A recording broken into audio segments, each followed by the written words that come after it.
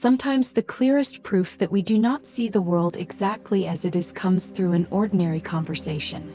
A friend sends a message, "We should talk." Nothing else has happened yet. There are only 3 words on a screen. One person reads them and feels curious. Another feels dread. Someone else becomes angry before the conversation has even begun. The words are the same, but the worlds that rise around them are not. Memory arrives. Expectation arrives. The body remembers earlier disappointments. An old identity steps forward and says, "I am about to be rejected," or "I have done something wrong," or "Here it comes again." Within seconds, the mind has taken a small event and built a complete atmosphere around it. This does not mean the message is imaginary. It exists. A conversation may truly be needed. But much of what we suffer in the minutes before that conversation belongs not to the message itself, but to what the mind has added. This is one way to approach a difficult question at the heart of dream yoga. Are we dreaming while we are awake? Welcome to Sleep Yoga, a Dragonlight Alchemy series exploring dream, sleep, awareness, and clear light through the Tibetan Bon teachings presented by Tenzin Wangyal Rinpoche. In the Tibetan yogas of dream and sleep, Rinpoche begins with a statement that can sound almost impossible at first. We usually think of dreams as unreal and waking life as real. Yet the practice of dream yoga becomes meaningful only when we begin to see that waking experience is dreamlike too. He is not saying that the chair beneath you does not exist, that other people are only inventions of your mind, or that suffering has no consequence. He is asking us to look more closely at how an experience becomes the particular world we live inside. At night, the process is easy to see after we wake. A dream creates a place, a body, a history, and a sense of self. It may give us danger, desire, grief, or beauty. We accept the entire scene with very little resistance. If someone insults us in the dream, we feel hurt. If we are pursued, fear takes possession of the body. If we receive something we long for, joy floods the dream. Then morning comes and the whole world vanishes. What seemed external and solid is understood to have appeared within dreaming consciousness. The dream figure who frightened us, the road beneath our feet, the room we were trapped inside, and the person we believed ourselves to be were all part of one unfolding experience. Waking life is not identical to that nighttime dream. It has continuity, shared conditions, physical laws, and consequences that do not bend to our wishes. But the teachings ask us to notice that the mind is still participating in the world we experience. We do not receive life as untouched information. We receive it through a body with a history, through language, culture, fear, hope, preference, and memory. What reaches awareness is already being selected, named, compared, and interpreted. The mind organizes experience so quickly that its interpretation feels inseparable from the event itself. Suppose you enter a room where several people suddenly become quiet. Perhaps they were talking about you. That is possible. Perhaps they were discussing something private. Perhaps the conversation had simply ended. Perhaps they noticed you enter and turned their attention toward you. The event contains uncertainty. But if you carry an old wound around exclusion, uncertainty may not remain open for long. The body tightens. The mind supplies a meaning. Their silence becomes proof. Before anyone speaks, you are already living inside a familiar world in which you are unwanted. Someone with a different history may enter the same room and feel nothing. The room is shared. The experience is not. This is close to what the book means when it says that the dream-making process continues during the day. In sleep, the mind forms a world from activated traces without the restraints of ordinary physical reality.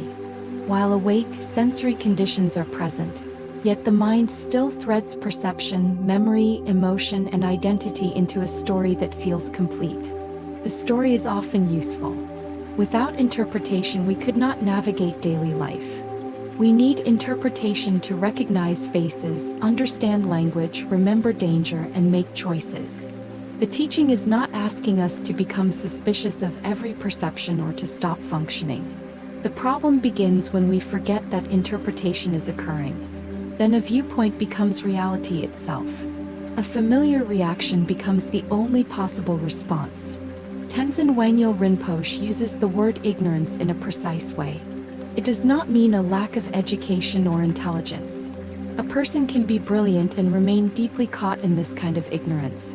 It refers to not recognizing our true nature and not seeing clearly how experience is being divided and constructed by the dualistic mind. The mind separates the seamless movement of life into me and what is happening to me. From that division, grasping and aversion arise. We reach for what supports the self we want to be, and we resist what threatens the self we are trying to protect.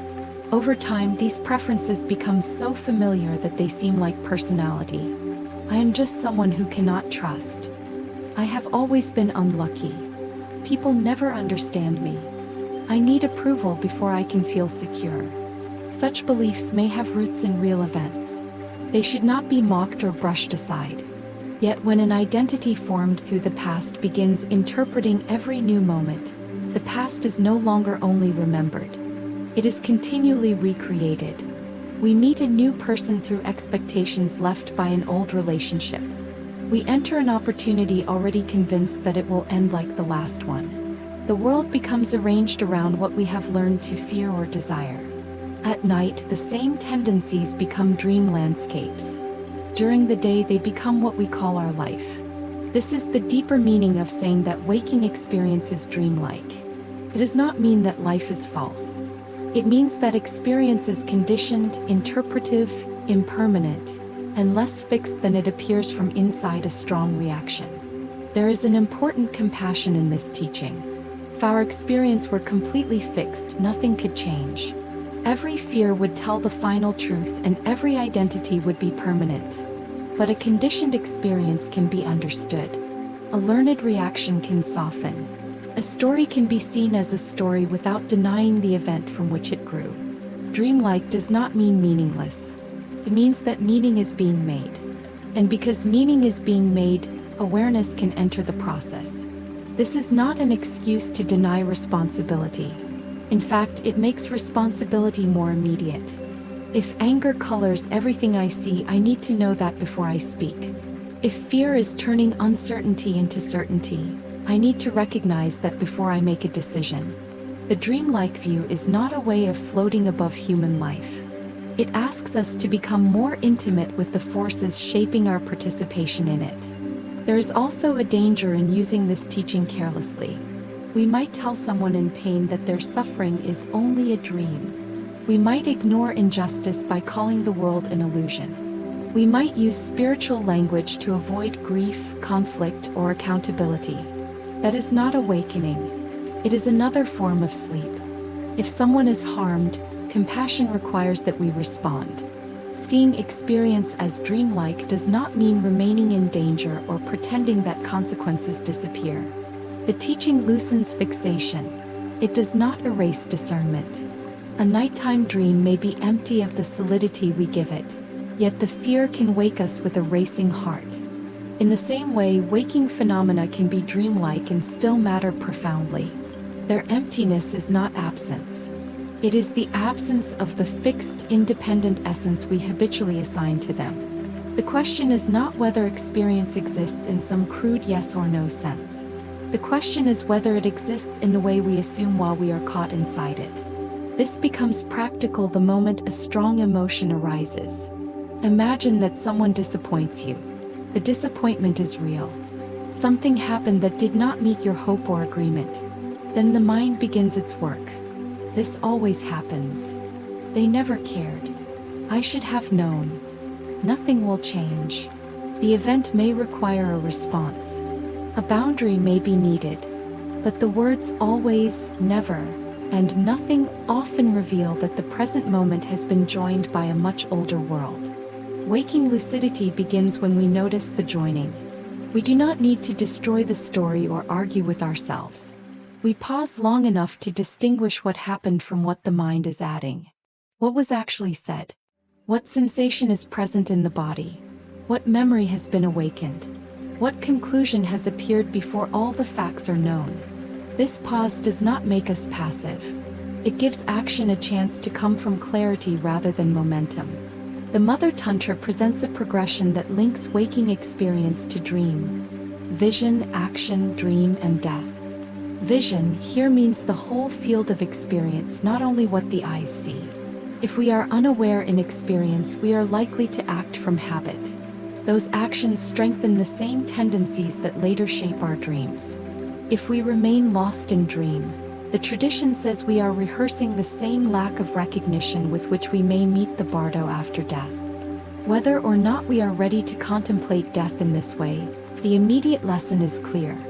Nighttime awareness is prepared by daytime awareness. The dream figure says, "You are in danger," and we run. The waking mind says, "You are not enough," and we spend years running. The waking mind says, "You are not enough," and we spend years running. Both worlds become convincing because the underlying conclusion is not recognized.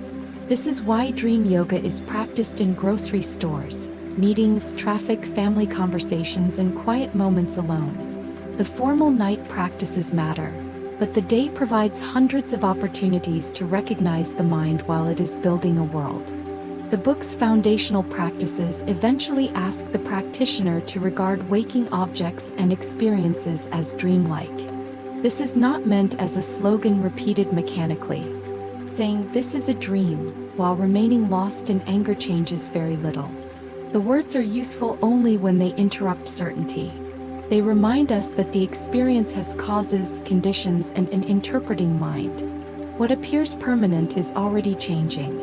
What feels wholly external is being met through an inner history. What seems to define us may be one temporary arrangement of thought, emotion, sensation, and memory. For a moment, the grip loosens. That small loosening is enough. You may still be angry, but anger is no longer the entire sky. You may still feel rejected, but you are able to ask whether rejection is the only explanation. You may still grieve, but grief is allowed to move rather than becoming a permanent identity. The world remains, yet your relationship to it becomes less confined. This is not indifference. It is flexibility. And flexibility is one of the freedoms dream yoga seeks to cultivate. For today's practice, choose 3 moments in the day. You may set reminders on your phone or connect the practice to something you already do. Drinking water, opening a door, or sitting down to eat. When the moment arrives, stop briefly. Let your attention rest on what is actually here. Notice the visible forms, the sounds, and the sensations in the body. Do not try to make the moment spiritual. Simply arrive. Then ask, what is my mind adding to this moment? You may notice a judgment. You may find that you are rehearsing an argument that has not happened. You may discover that the mind is comparing this moment with another one, or trying to secure a future result before the present has fully unfolded. Sometimes the answer will be, "I do not know." That is valuable. Not knowing can reopen a moment that certainty had closed. Do not use the question to distrust yourself or to dismiss a legitimate intuition. The purpose is not to assume that every thought is wrong. It is to recognize that thought is participating. After you notice what the mind is adding, feel the body again. Then ask quietly, what response belongs to this moment, rather than to the story I have carried into it? You may still speak firmly, leave, wait, or take action. The difference is that the response is less likely to be dictated by an unseen habit. Try this 3 times a day for 1 week. At night, write down one moment when your interpretation changed the atmosphere of an experience. There is no need to judge what you find. You are learning to see the dream-making mind while it is awake. Over time, this practice begins to follow you into sleep. When something strange occurs in a dream, a new question may arise. Is this as fixed as it appears? That question is the seed of lucidity. But even before it enters a dream, it is already changing your life. You begin to see that the world and the mind are meeting in every experience. The world offers conditions. The mind brings its history. Between them, a lived reality appears. Awareness does not have to reject that reality. It only needs to recognize how it is being formed. Then the old story is no longer the only world available. In the next episode, We will explore karma not as punishment or fate, but as the way repeated reactions become tendencies that shape perception, behavior, and dreams. For now, carry this question into the ordinary moments of your day. How much of what you see belongs to the world and how much belongs to the mind seeing it? 3 times today. Pause and notice what is actually here. What is my mind adding to this moment? Then ask, what response belongs to this moment rather than to the story I carried into it? Carry this question with you. How much of what I see belongs to the world and how much belongs to the mind seeing it? In the next chapter of Sleep Yoga, we will explore karma not as punishment, but as the patterns we repeat until they begin to shape our lives and dreams. Subscribe to Dragon Light Alchemy, carry this light into your practice and follow the series into the next teaching.